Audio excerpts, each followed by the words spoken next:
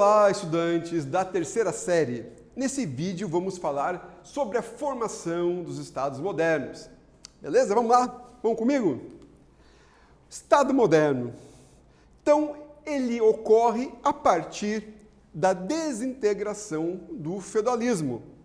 Feudalismo, um período histórico de 1100 anos, que ocorre após a invasão dos bárbaros no século V e se dá até o século VI. Com a quebra desse modelo pelos estados modernos, foi uma quebra dada pela burguesia, certo? Foi então, ele vem do período medieval em diante, o poder político era exercido pelos senhores feudais, também chamados de clero e a burguesia. Ali se dava, esses senhores feudais, o clero tinha todos os acúmulos de poderes. Então, o papel da igreja, do clero, era o poder econômico, o poder jurídico, militar, social, cultural, muito mais do que a própria questão de fé. Questão de fé é uma questão secundária. Então, esses poderes todos aí eram os poderes determinantes, correto?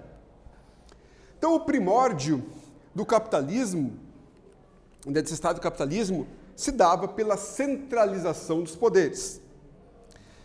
As origens do modo de produção capitalista eram o mercantilismo, que foi um período histórico ali, recorrente após o feudalismo, período mercantil, a acumulação de riquezas e a exploração de novos territórios. Foram aí as grandes navegações que ocorreram, até aí a consolidação das Américas, digamos assim, dentro dessa ideia de poder monárquico, muitas vezes dado pelos poderes europeus. Portugal é um grande exemplo de dominação e exploração sobre o Brasil. Então, o pioneirismo estatal português. Então, Portugal tinha um pioneirismo nessa questão feudal, digamos assim. Pós-feudal, digamos assim. Um dos primeiros a adquirir a forma estatal moderna foi Portugal. Tinha uma política intervencionista, tinha um controle das atividades econômicas e o acúmulo de riquezas e centralização política. Era um Estado já mais evoluído, digamos, dentro de um princípio, de uma determinação mais moderna do que a política. Daí, dentro dessas formações modernas políticas, o primeiro grande Estado foi o Estado absolutista, em que a figura de concentração de poder estava no monarca, na figura do rei.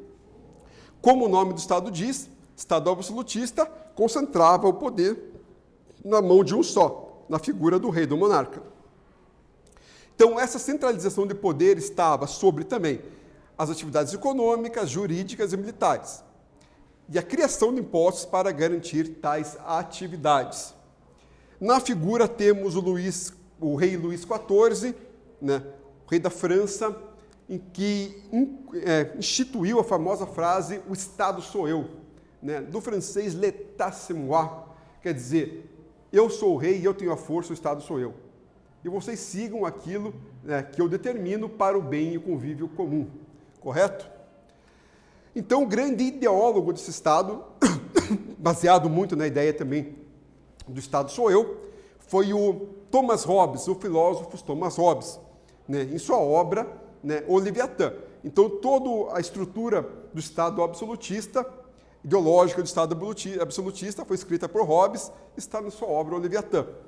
As principais ideias do Estado eram contrato social, que através do contrato social surgiu o Estado em substituição ao Estado de natureza.